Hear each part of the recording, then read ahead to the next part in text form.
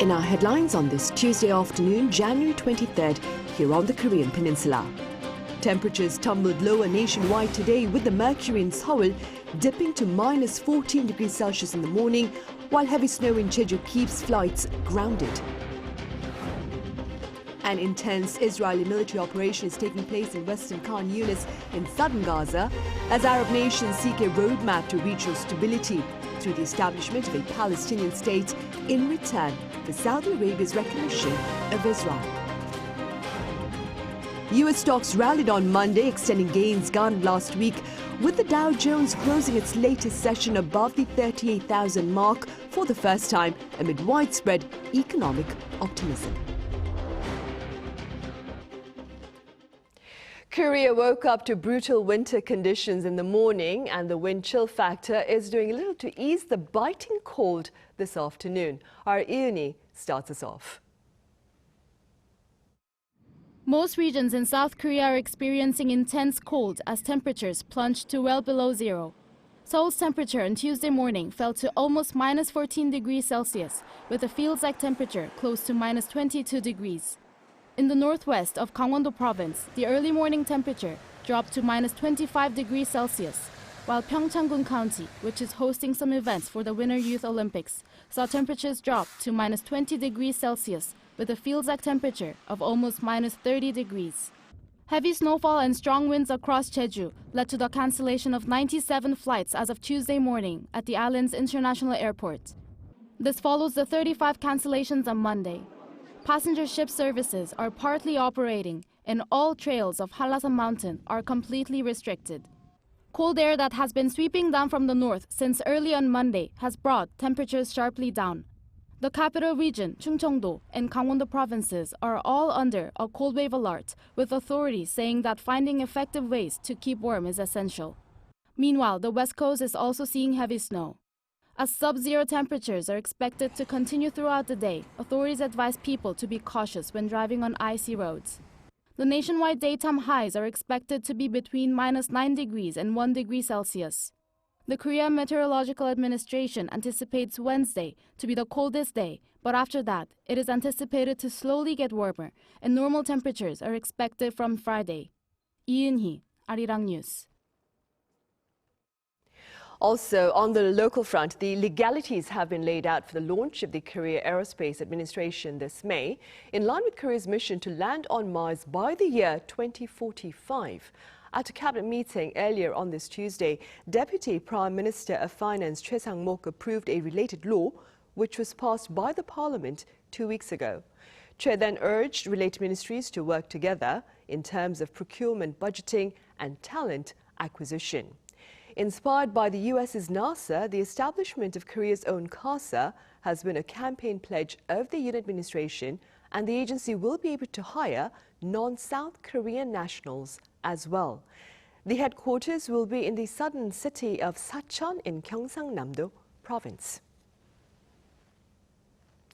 Elsewhere, Israel is mounting a major military mission in western Khan Younis in southern Gaza as Arab nations seek a roadmap to regional stability through the establishment of a Palestinian state in return for Saudi Arabia's recognition of Israel. Our Xinjiang has the latest. Despite Israel stating that it had shifted to low-intensity offensives in Gaza, its military on Monday conducted intense airstrikes in Khan Younis in southern Gaza, which left dozens dead. There was also fighting on the ground between Israeli soldiers and Hamas fighters, with residents saying that tanks had surrounded a hospital and university where thousands of displaced people were sheltering. Khan Younis has recently been the focus of the Israeli military, an area it says is where Hamas commanders are holed up. On Sunday, Israel also reported that it had found an underground compound in the city where it believed about 20 Israeli hostages had been held. Amid the ongoing conflict, a mediation plan by a group of Arab countries to end the war between Israel and Hamas is taking shape. According to the Wall Street Journal on Monday, 5 Arab nations, including Saudi Arabia, will soon reveal the framework to Israel. An official involved with the mediation process said this latest plan is different from the previous plan, which saw prisoners and hostages exchanged. He added that the final goal is a two-state solution involving the establishment of a Palestinian state. The White House said Monday that President Joe Biden still believes in the feasibility of a two-state solution, despite opposition from Israel. According to White House National Security Council spokesman John Kirby, Biden believes there is a way to get Israel to agree to the plan and is optimistic about it. However, he stressed that such a plan requires compromise. The European Union's foreign policy chief, Josep Borrell, on Monday also echoed the need for a two-state solution, saying Israel's plan to destroy Hamas in Gaza is not working. Ahead of talks with Israeli and Palestinian top diplomats, Borrell said Israel cannot build peace only by military means, echoing Washington's criticism of Prime Minister Benjamin Netanyahu's rejection of a two-state solution. 이승재, Arirang News. Also in the Middle East, American and British military forces have coordinated a second strike operation against Houthi targets in Yemen, this time involving 6 nations as the West seeks to better protect commercial shipping routes in the region. Our Yemen has more. On Monday, U.S. and U.K. forces carried out another round of strikes in Yemen in an effort to halt the Houthi attacks that threaten global trade and the lives of innocent mariners. Marking the second time the two allies have conducted coordinated retaliatory strikes, they bombed 8 locations used by the Iran-backed Houthis, with support from Australia, Bahrain, Canada, and the Netherlands. According to a joint statement signed by the 6 countries, the coalition forces carried out attacks on an underground storage site and locations associated with the militant group's missile and air surveillance capabilities. Claiming to stand in solidarity with Palestine in the Gaza conflict, the Houthi rebels carried out more than 30 attacks on international shipping since mid-November, while the U.S. began striking the Houthis earlier this month in response to their attacks on commercial vessels in the Red Sea. Washington's strategy on Yemen is a blend of limited military strikes and sanctions that appear to be aimed at preventing a wider conflict in the region, while also seeking to punish the Houthis for their attacks on Red Sea shipping. We also designated the Houthis as a specially designated global terrorist. That allows us some additional economic levers that we didn't have available to us before, and we'll keep reviewing our options going forward. Again, I'll say it, the Houthis need to stop these attacks. They can make that choice. Meanwhile, the U.S. military denied claims by the Houthis that they had attacked the American military cargo ship, the Ocean Jazz, in the Gulf of Aden. The U.S. Naval Forces Central Command said it had maintained constant communications with the vessel throughout its safe transit. The Houthis said that retaliation against any new aggression is inevitable and will not go unpunished. Yeonjin, Arirang News. Meanwhile, Russia says the West is to blame for the prolonged warfare in Ukraine. Speaking at a UN Security Council meeting convened at its request on Monday, Russia, through its Foreign Minister Sergei Lavrov, condemned the West for its military support to Ukraine, which he claimed was hindering peace negotiations. Now, prior to this meeting, delegates from 46 countries, including South Korea, Japan, the EU, and the US, issued a joint statement accusing Russia of, quote, hypocrisy and denouncing the meeting as, quote, a distraction. The statement also took issue with Russia's use of North Korean ballistic missiles, which they pointed out violates the Council's resolutions. Russia, for its part, has denied using North Korean weapons in its war in Ukraine. And North Korea has confirmed prospects of a summit between its leader Kim Jong-un and his Russian counterpart Vladimir Putin in Pyongyang early this year. Our defense correspondent Choi-Jung covers this confirmation and its broader implications. Russian President Vladimir Putin is soon expected to visit North Korea. Following North Korean Foreign Minister Choi Sun-hee's recent visit to Russia, Pyongyang state-run media announced Sunday that Putin expressed his intention to visit Pyongyang soon and that the regime is ready to welcome the Russian president.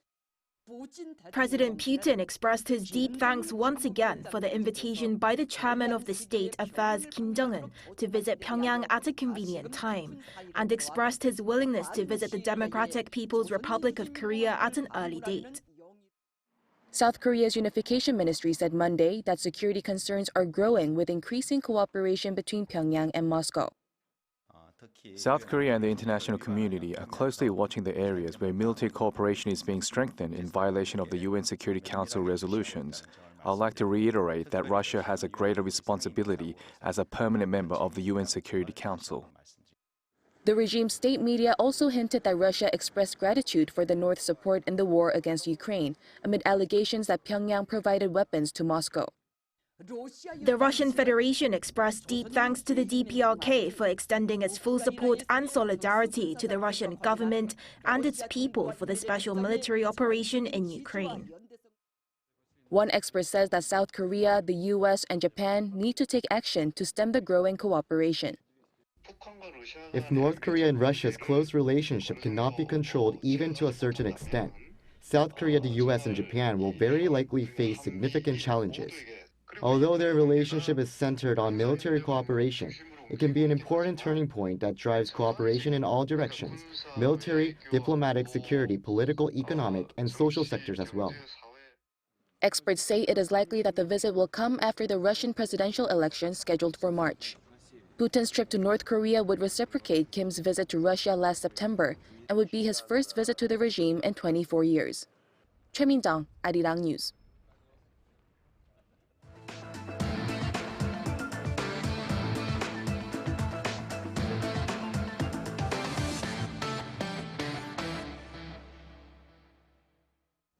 The U.S. stock market gained further on Monday, with the Dow Jones ending trade above the 38,000 mark for the first time, fueled by investor optimism about the economy, which in turn has caused concern among market pundits. Our Jeju explains. U.S. stocks climbed on Monday local time to set new records. The Dow Jones Industrial Average advanced above 138 points to finish at 38,001.81, closing above the 38,000 level for the first time. The S&P 500 reached an all-time high, closing at above 4,850. The Nasdaq Composite climbed 49.32 points to above 15,360. Last Friday, the S&P 500 index broke its previous record set 2 years ago. Technology stocks are rising despite the adjustment in expectations regarding possible interest rate cuts by the Federal Reserve. In the S&P 500, stocks in industries such as real estate, finance, and healthcare were all up. However, stock market experts have expressed concerns that stock valuations are too high and that companies' actual performances may not support these levels. Unfortunately, what comes with that is excessive valuations, as the S&P 500 is now trading at a PE above 23. Now, that doesn't mean that the market can't or won't move higher. It just means that attractively valued stocks are going to be a little bit more difficult to find. According to data from the Conference Board global think tank, the U.S. leading economic index in December showed a decline for the 21st consecutive month, indicating economic recession in the U.S. IBM, Netflix, and Tesla are about to release their business result this week, while earnings are expected to decrease along with the slowdown in growth. Jeju, Arirang News. In local news, wholesale prices gained further in December amid hikes in costs of fresh produce and energy bills. According to the Bank of Korea on this Tuesday, the country's producer price index rose by 0.1% on month in December. Now, this latest on-month rise is reportedly the first in 3 months, and the bank is linking it to soaring costs of fruits and an almost 7% surge in industrial energy bills. The government has laid out a host of changes in certain regulations to better accommodate consumers here in the country. They include the scrapping of mandatory closing days for large retailers and that of ceilings on incentives for smartphones. Our business correspondent Shin Ha-young reports. For the first time in more than a decade, the regulation requiring large supermarkets to close for 2 days per month on alternate weekends will be eased. This announcement comes from South Korea's Office for Government Policy Coordination, which hosted an open debate on Monday with citizens and government officials focusing on reforming regulations related to people's livelihoods. Now that online shopping has become widespread, measures should be taken to ensure the people's freedom of choice, as over 2/3 of the population feels the need for improvements in these regulations. Under the current law, large supermarkets are forced to close their stores for 2 days a month on weekends. They are also not allowed to operate their stores from midnight to 10 a.m., and online deliveries are banned during this time. Originally, the regulations were introduced to protect small and traditional markets. However, the landscape of market competition has shifted from supermarkets competing with small markets to a competition of offline versus online shopping. The government has decided to make grocery shopping on weekends more convenient by scrapping the regulation that forced big retailers to close on weekends, allowing for closures on weekdays. Also, to activate early morning deliveries in non-capital regions, online delivery will be permitted during the restricted operation hours as well. Meanwhile, there has been opposition from the labor sector regarding closures on weekdays, arguing that it violates workers' health rights while questioning the economic benefits of the change. The government has also decided to scrap the Mobile Device Distribution Improvement Act 10 years after the law came into effect. The act was introduced to prevent discrimination among users by prohibiting mobile carriers from providing excessive discounts or illegal subsidies to customers. However, it'll be removed to alleviate the cost burden of purchasing mobile devices amid increasing smartphone prices. During the debate on Monday, the government decided to make books and web content more affordable by excluding web content from its fixed book pricing system, which restricts book price discounts beyond a certain level. 신하영, Arirang News. In other news, aside from seeking to ensure a safe and successful hosting of the Winter Youth Olympics, organizers here are also hoping to share a broader symbolic message through their launch of the first digital cauldron in Olympic history. Our correspondent Song Yoo-jin has details. These red and orange flames may look real, but they're anything but. What you're seeing is the first digital cauldron in Olympic history. Shortly after the final torchbearer lit the actual cauldron during Friday's opening ceremony of the 2024 Gangwon Winter Youth Olympic Games, the digital cauldron also burst into flames. The flames look so authentic.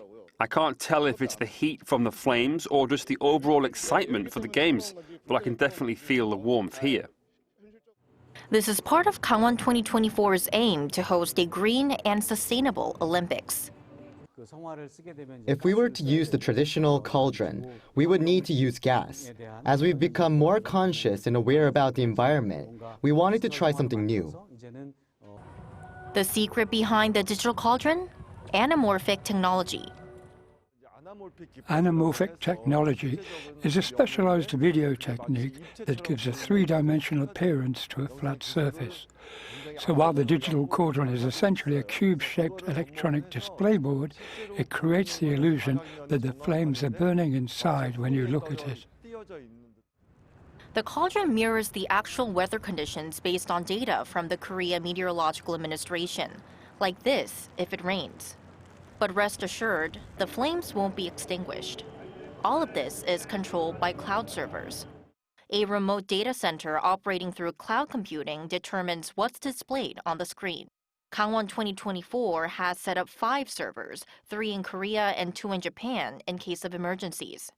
As for the actual cauldron, its embers are housed inside a lantern at the athletes' village, blending tradition with innovation. So the digital cauldron will burn in front of the Gangneung Hockey Center until the closing ceremony on February 1st. Song Yoo-jin, Arirang News, Gangneung.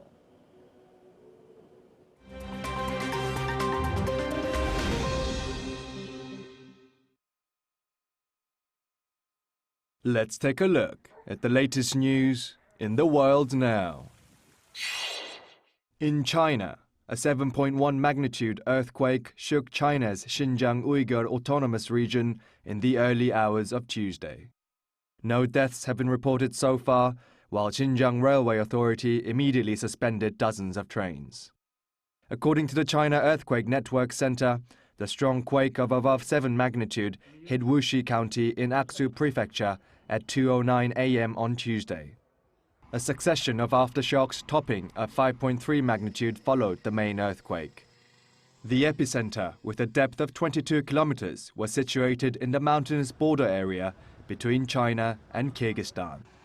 In temperatures of around -10 degrees Celsius, local residents of the Aksu area rushed to open space for safety, while firefighters were dispatched immediately. In Cameroon, the world's first routine vaccine program against malaria began on Monday. Around 40 years in the making, the new malaria vaccine approved by the World Health Organization will be offered free of charge to all infants of up to 6 months old in Cameroon. The symbolic first malaria jab was given to a baby girl named Daniela on Monday at a health clinic in the country's capital, Yaoundé. After decades of research, GlaxoSmithKline developed the RTSS vaccine, which according to US research is expected to be effective in over 36% of cases. While Cameroon is the first country to run wide-scale malaria vaccinations, 19 other countries aim to begin jabs this year, according to Gavi, a global vaccine alliance. In Africa, malaria kills around 600,000 people every year, with children under 5 accounting for at least 80% of the deaths. In Ecuador, a military operation seized a record 22 metric tons of cocaine on Sunday against the backdrop of chaotic internal armed conflict against organized crime. Officials confirmed on Monday that the seizure was one of the country's biggest narcotics busts, which followed 6 months of preparation and surveillance. Ecuador's military on Sunday publicized videos on social media site X showing warehouses of plastic-wrapped and boxed packages. The armed forces stated that the drugs were distributed in 733 individual parcels to be transported to Asia, Europe, and the Americas. Ecuador is still under a 60-day state of emergency as it battles to control organized crime cartels in the wake of an outbreak of violence across the country. In the US, fierce winter storms across the country have left at least 92 dead over the past week. According to CBS News, there were 25 weather-related fatalities in Tennessee and 16 in Oregon, with both states under a state of emergency following the deadly ice storms. Deaths have been also reported in Mississippi, Illinois, Pennsylvania, Washington, Kentucky, Wisconsin, New York, and New Jersey. Tens of thousands of people across the US were also left without power and access to water due to the weather. Icy conditions are expected to ease off in the coming days. Kim Seong, Arirang News.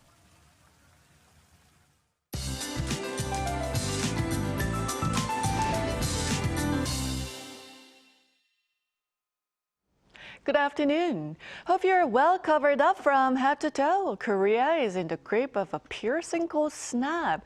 Seoul, so morning feels like temperatures going down to -20 degrees Celsius, and it will remain freezing all day with sharp winds. Making matters worse for those in Jeollado provinces and Jeju, there's more snow.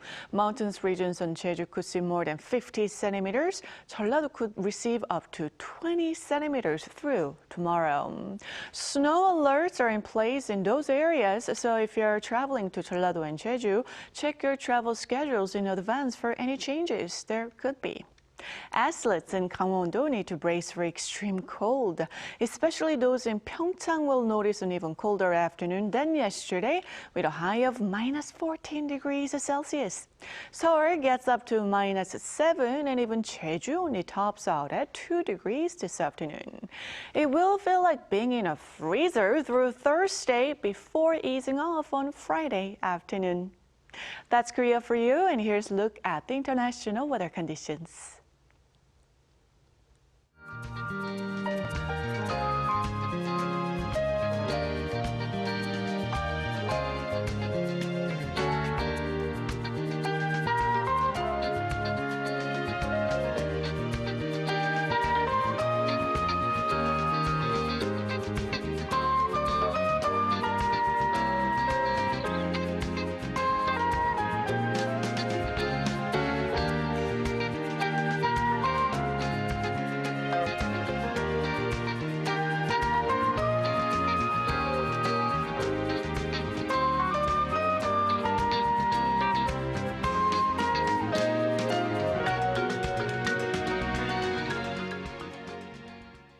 And on that note, we end our Tuesday afternoon newscast. Coming up right after this break is our daily panel session, so do stay with us. Thank you for now.